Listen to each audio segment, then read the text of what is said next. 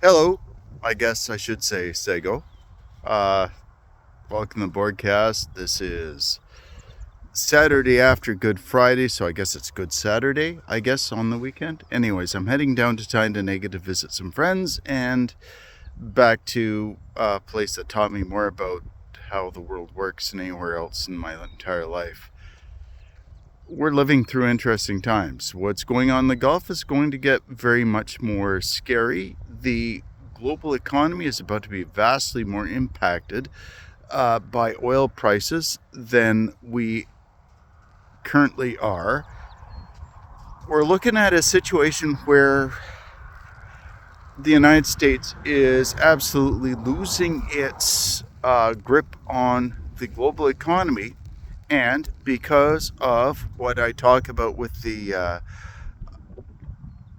blind spot of American politics, the inability to um, see the ramifications of American policy, because the Americans have a tendency to have a blind spot with their exceptionalism.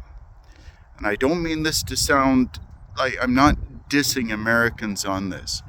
This is the result of many decades of careful propaganda and work and things that have happened to the United States that they have done to themselves, that their government has done to them. The Americans simply are not able to understand exactly what is happening to them, and thus they're making reckless decisions, as we're seeing in the Middle East. The United States government, at the highest level, still seems to think that this is 1990 and America is the top dog globally and economically, and they cannot see that the rug is about to be pulled out from under their feet. For us, in Canada and around the world, this is where the danger is when these people start to panic. Um, it'll be interesting to see how things go this summer. But I mean, you look at the American policy in the Middle East. You look at how Marco and the rest of the government is maintaining the illusion, or attempting to maintain the illusion of American supremacy, and you look at how that is being ruthlessly and strategically, brilliantly mocked by Iran through not just their propaganda messaging with the Lego, but also their actions.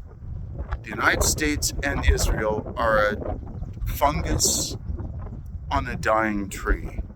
The globalization that we all experience and we all grew up with, well, if you're a Gen Xer like me, for the last 50 odd years, is coming to an end. We need to figure out how we're going to deal with a brand new world, with brand new geopolitical structures, where maybe China, maybe India, maybe other countries, but certainly not the United States. Certainly Canada can take this time, and I do think that we can, if we maximize the potential of this opportunity, we can place ourselves in a situation where Canada can be a primus inter pares with a group of like-minded countries around the world. We've got the gravitas, we've got the ability, we've got a government that is trying to make this happen. Assuming we survive the current financial crisis, and that is a financial crisis that is going to hurt us all badly. And I've got a truck, so yeah, this really sucks financially. But with oil stabilizing, and it looks like it's going to creep even further north. I think WTI, West Texas Intermediate, was, I think, $111 when the market closed. When we get into $150 per barrel, we're looking at demand destruction. And that's going to radically alter the way that economics work throughout the entire world. We're going to have to be very careful about how we manage that. The only way we're going to get through it, again, and maybe this is like a familiar theme with this channel, you got to work together. You got to talk to other people. You got to get together with your community and figure workarounds. We're talking about what back in the 90s John Howard Kunstler called the long emergency, where oil gets to the point where you get into demand destruction range and it radically changes the way that all economics work. We are now living through a long emergency that is going to result, and no, we don't have any part of the actual events that are causing it. We are dealing with the mess that the Americans have left us and the Israelis have left us in the Gulf. We're going to have to figure out how we as a nation are going to survive a brand new economic hardship that is going to make the 1930s, well, it'll probably be like the 1930s. For the United States, I see them at the end of their adventures in the Persian Gulf here in the next few months, tending into territory like what we saw with Germany in the 1920s after the end of the First World War.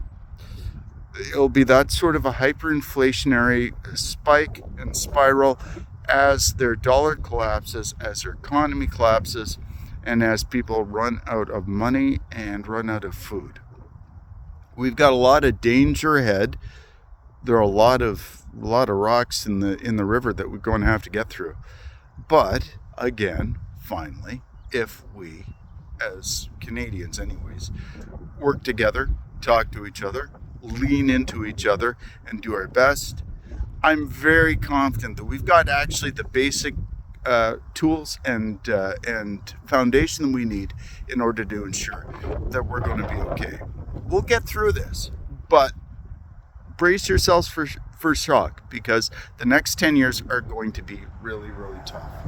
Anyways, from not the Borg bunker, I guess I'm in the Borg backstop of the gravel range here, out here somewhere halfway between Peterborough and Belleville. You guys have yourselves a great weekend.